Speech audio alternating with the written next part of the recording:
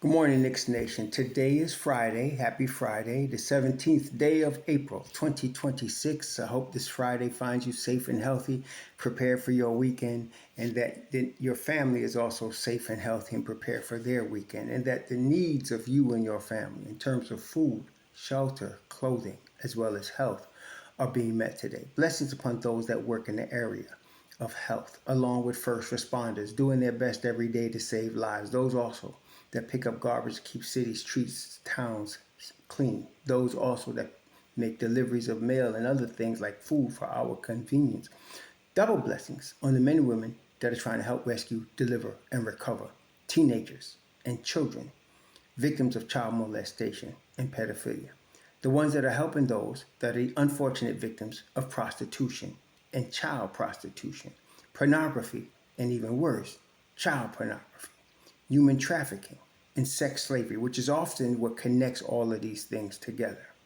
Double curses on the perpetrators, the profiteers, and the perverts that create the demands for these things that cause them to exist. And finally, double blessings on the homeless. More than 700,000 men, women, children, families, senior citizens, and military veterans homeless in the United States of America. Blessings upon them, for theirs is the kingdom. There's going to be a basketball game tomorrow. It's go time.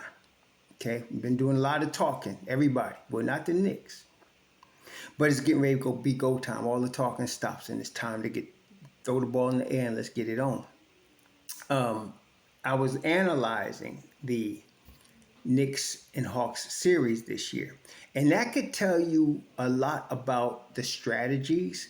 It doesn't tell you about the outcome because the playoffs are different than the regular season. In some cases, that's good, and for some teams, it's not so good. For example, in the first game, the Knicks won against the Atlanta Hawks in late December. We did not have Deuce, we did not have Shamet, and we did not have Josh Hart. In the second game that the Knicks lost in January, early January, only like a week later, we did not have Deuce, we did not have Shamet, we did not have Josh Hart. Now, at the same time, Atlanta did not have C.J. McCollum. Okay, they had Kristaps Porzingis. And after the deadline, it changed. You trade Porzingis, you got McCollum, and that's when they started really going on a serious run. McCollum replacing the Leprechaun, them moving on from Kristaps Porzingis. It brought their team together. It opened up the floor for guys. McCollum's a veteran, and it helped them tremendously. Now, one of the secrets to their success is two areas. The improved defense, again, without the Leprechaun, they have an improved defense. Not C.J. McCollum doesn't have to be all NBA defense, but he just has to be adequate, which he is. The Leprechaun was a detriment. His size was a detriment to the Hawks defensively. They had to hide him. They don't have to hide C.J. McCollum. And so that enhanced the whole defensive group, as well as they started running. You know, they pushed the basketball more. The pace increased. They moved the basketball. And so those two things caused them to really have a nice run to close the season after the All-Star break. But in the playoffs, what most people don't understand or don't refuse to, especially Hawks fans, because they want their team to win, is that the playoffs is a half-court game. Okay? What the Knicks do very well, I think probably top three in the NBA, is control pace. And what that means is they will make you play defense in the half court. And when the ball is moving in the half court, it's tough to defend the Knicks because you got to move with the basketball. Over the course of 3 quarters going into the fourth quarter, that's why one of the reasons Jalen Brunson takes over in the fourth quarter. The Knicks just wear down their opponents. And then secondly, the Knicks don't totally not run, but they're opportunistic, which means certain people, like when Josh Hart gets a defensive rebound, there's a fast break because he's going to move the basketball quickly. When Deuce gets the outlet fast or he gets the rebound, he's sprinting with that ball up the court. And so those are opportunistic situations. Or because Mikal Bridges is always running, if Cat or OG or somebody or Brunson get a rebound and our guy is running the floor, they will try to find him for an easy bucket. And the Knicks do this a few times every game. Puts pressure on the defense and causing them to get back and really think about getting back. So they don't do it every play, but they do it when they have opportunity.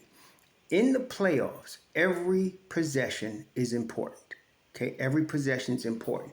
Um, with respect to rebounding, the Knicks were either ahead or close to Atlanta in all three games rebounding wise. This last game that the Knicks won, a close game, a 3-point win, the Knicks had 47 rebounds and Atlanta had 48 rebounds, very close.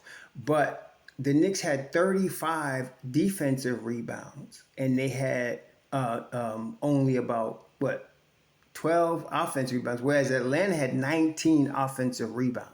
Okay, so what does that tell you in terms of how the game went? When you see a team in terms of the Knicks getting more defensive rebounds, that means they're limiting the Hawks to one shot most of the time. But there were times when the Hawks get more than one shot because they got more offensive rebounds than the Knicks did. And a lot of the offensive rebounds came from like Dyson Daniels, from the guards, which means they were getting long rebounds. And that's true because they take what they've also done is take a lot of threes. The Atlanta Hawks take a lot of threes. And so they're taking a lot of threes. That means there's a lot of long rebounds. And that went usually to the guards.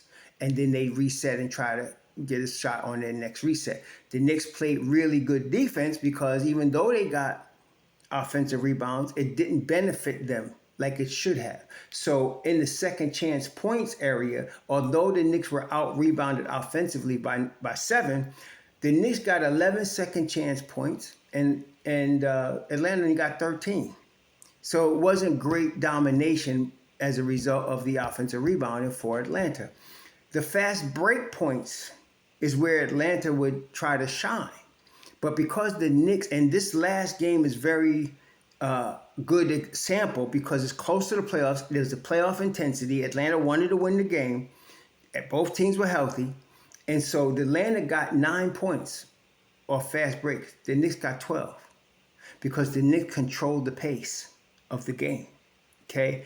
Then points in the paint. Because Atlanta throws up a lot of threes, they got 34 points in the paint. The Knicks got 52 points in the paint. Okay, so the Knicks dominated the opponent's paint and protected their paint. This is playoff basketball. Okay, the team that gets the most stops wins. So the team that's going to control the paint is going to be in good position, especially when you control the pace. A lot of commentators make a big deal of the Knicks not being a high-level pace team. But I feel like you must not understand the game. When you have a slower pace, you're controlling the game. Okay? The team with the high level of pace will outrun the other team. But in the playoffs, because every possession is important, the teams that run more generally also have more turnovers. Okay, because fast break teams will turn the ball over a lot because they're running. Now, in this last game, actually Atlanta only had 14 turnovers and the Knicks had 15, but that's because Atlanta wasn't running as much as they like to. The Knicks were controlling the pace. So when it comes to the series, this is going to be the game within the game. The Knicks are going to try to control the pace, and they're very good at it. Atlanta's going to try to run. In the NBA, a running team is not conducive to playoff basketball because you'll make too many turnovers. So I suspect that Atlanta's going to probably slow down because the Knicks are going to control the pace. Then they're going to throw up a lot of threes. Atlanta's going to throw up at least 40 threes a game. So it's important that the Knicks get those long rebounds, which are going to happen. You're going to get them long rebounds, and they're also going to have to guard that three-point line. And if they do that, Atlanta can still shoot the ball very well. But they'll be at a disadvantage because the game is won on defense and in the paint in the NBA playoffs. So now, this last game, Atlanta shot 38% from 3. The Knicks only shot 33. but the Knicks won the game. And then Brunson closed them out in the fourth quarter. What the Knicks demonstrated in this last game was playoff basketball. Okay? You're going to see a lot of that. Now, what we didn't really get in the last game, which we're going to get more of, we didn't get Karl Anthony Towns. It was one of his 18 rebound games, I want to say, when we played. But this last game, Towns had 12 boards, 6 assists, 21 points. We got the well-rounded Towns that we want. He only had 12 shots, whereas Brunson had 26. So we don't like that. But Towns was efficient. He had 2 of 4 from the 3. He had 11 defensive rebounds, only 1 offensive rebound, which means he was just limiting them to 1 shot. Okay, and then he scored 21 efficient points. Whereas Mitchell Robinson, he took 6 shots. He had 12 rebounds also, but Mitch Rob had 4 offensive rebounds. Okay, and that was really important for the Knicks. And Mikal Bridges had 3 offensive rebounds. So that's important. Okay, so now you got Mikal. You got what we didn't really see the explosive of was Josh Hart, who only scored 2 points that game, had 5 boards. But defensively, he was on point. And this is what I'm saying. Josh Hart, you could tell if he's hurt by his defense. When he's on point, people don't blow by him. When he's off and he can't move laterally because either his knee is hurt or his ankle is hurt or his hip is hurt, that's why. He's hurt, he can't move as well, and it's like a wounded animal, and opponents take advantage of that. As we have seen in the last week, Josh Hart is healthy. What Atlanta is going to do with respect to him is important because Atlanta, and Mike Brown knows this, they're going to be letting him shoot. They're going to be letting him shoot. Now, that's a risk. Josh has shot 40% from 3 for the playoffs. Josh is a playoff performer. Okay? So if you want to mess around and let him shoot, and I understand why they would, he's the weak link. You don't want OG to shoot. You don't want McCall to shoot. You don't want definitely Brunson, and you don't want Towns. You don't want McBride shooting. You don't want Shaman shooting. So if Josh Hart's on the floor, you want him shooting. That ain't going to help him, though. That ain't going to help him because Josh might be off. He might be off, but then he'll try, like he said, he was off. He only took 2 3-point attempts in the last game we played against him. But look, Anunoby had 10 3-point attempts. Cat had 4. Brunson had 8. Right? That's what you want. Brunson had 8. Deuce had 5. When them cats are shooting, we don't need Josh to shoot. All right? But if Josh is hitting and playing defense at a high level, Atlanta's going to be in trouble. That Josh is a key here. Okay? Everybody being healthy, Josh is the key. Because of his shooting. He's perceived not to be a shooter, but this year he is a shooter. He had been shooting 40% plus from last year's playoffs to now, consistently. So he's going to be a key. When they have to guard him, it opens up the floor for everybody else. See, in the NBA, you want the weak link to shoot the basketball. That's what you want. You want the weakest guy to shoot. That's who you want shooting the basketball. In the Knicks case, you want Dyson Daniels shooting the basketball. You want to see him shooting the basketball. He's a 30-something% shooter from 3. You want to take a chance and let him shoot. Okay? You want Jonathan Kuminga shooting his 3. You want Zachary Richard shooting 3s. What you don't want Jalen Johnson, Okongwu, Kyle Walker-Alexander, or McCollum. You want to guard them. In that starting 5, you want Dyson Daniels shooting the 3. Okay? When they come off the bench, you want Kuminga shooting the 3. You want Richard shooting the 3. And when they come off the bench. That's what you want. And that's how a game is played. Now, sometimes those guys make you pay, right? Josh will make them pay too. So this is going to be the game within the game. Controlling the basketball in terms of turnovers, controlling the boards, protecting your paint, which they have done against Atlanta in all 3 games. Protect the paint. Guard that 3-point line as best you can. It's very difficult to protect the paint and guard the 3-point line. That's why the NBA is a 3-point league. That's why Coach Brown says put 2 feet in the paint and spray it. Because what you're trying to do is get a wide open 3, particularly from the corners, which is the shortest 3 in the NBA, which both McCall and OG are top 10 definitely at corner threes. Probably top 5, both of them. So you want them shooting corner threes. And then, of course, we got Deuce, who's one of the best three-point shooters in the league. So you want that. So you want, and so does Atlanta. They want somebody getting in the lane. They want Nicole Walker-Alexander getting open three, Okongwu, McCollum, Johnson. They want open three for them. So that's the game within the game. I am saying the Knicks are better at it. They're better at playoff basketball. They have more experience in playoff basketball. And that's why a lot of coaches, like you saw Tibbs do and a lot of coaches do, they lean on veterans with playoff experience because they know what to do. It's a high pressure situation and they execute at a higher level than youngins and rookies. That's the key thing here. Okay? Youngins and rookies make a lot of mistakes because they're youngins and rookies. The speed of the game, the aggressiveness of the game, the intensity of the game, but that all goes up a notch in the playoffs. So you got to have people that know how to execute under that high pressure situation. Generally, those are veterans. Now, think about the Hawks. Dyson Daniels, he's a veteran. Okongwu's a veteran, but they just learning this level of basketball. They haven't been in the playoffs enough to have earned that. But Nicole Alexander-Walker, he's been with Minnesota and with Atlanta. C.J. McConnell with Portland and with New Orleans. They know what this feels like. Kuminga been with the Golden State Warriors, but never played a real rotational piece in that. He's been in there, but never been that guy. He's in the rotation now. The Knicks, look, Brunson, Shamet been there. Shamet been there with Philly, Phoenix, and the Clippers, and the Knicks. Deuce been there. Deuce is a vet now. Mitch Rob, he said he been there. He been there, done that, knows it. Clarkson, when he's with Cleveland, when he's with the Lakers, he been there.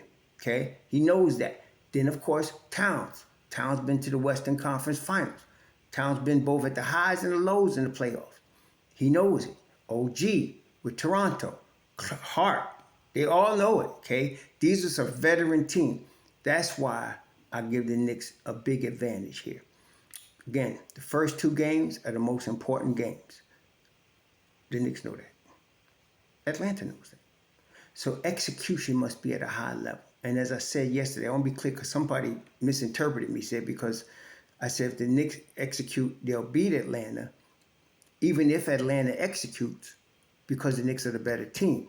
If the Knicks do not execute their game plan, Atlanta could beat them. Somebody took that to mean if Atlanta executes, they'll win. No. The Knicks are the better team. If Atlanta executes their game plan and the Knicks execute their game plan, the Knicks will win because they're the better team.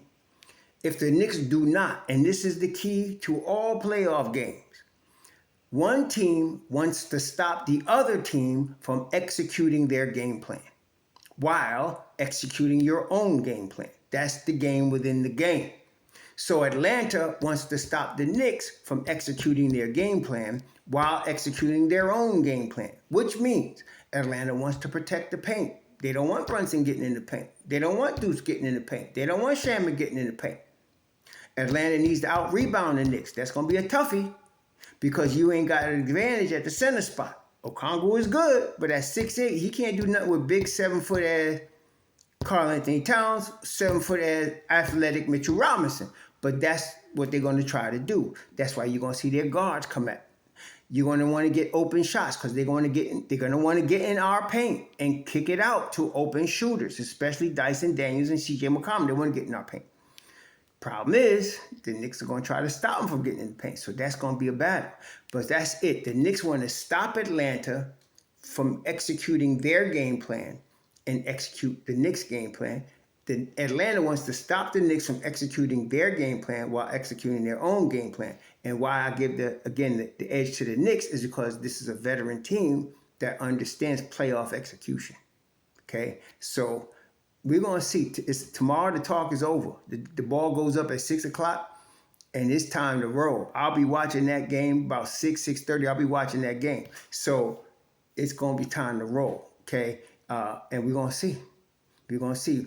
Only thing I always hope is that nobody gets hurt because that would affect the series, negatively for the team whose player gets hurt. We don't want nobody to get hurt. It's going to be physical, okay? And we're going to see what happens. But it's going to be an exciting series. Any playoff game is exciting, especially when you're dealing with top six teams. It's going to be exciting. But in the NBA, even tonight, they're playing the game for the eighth seed on both conferences.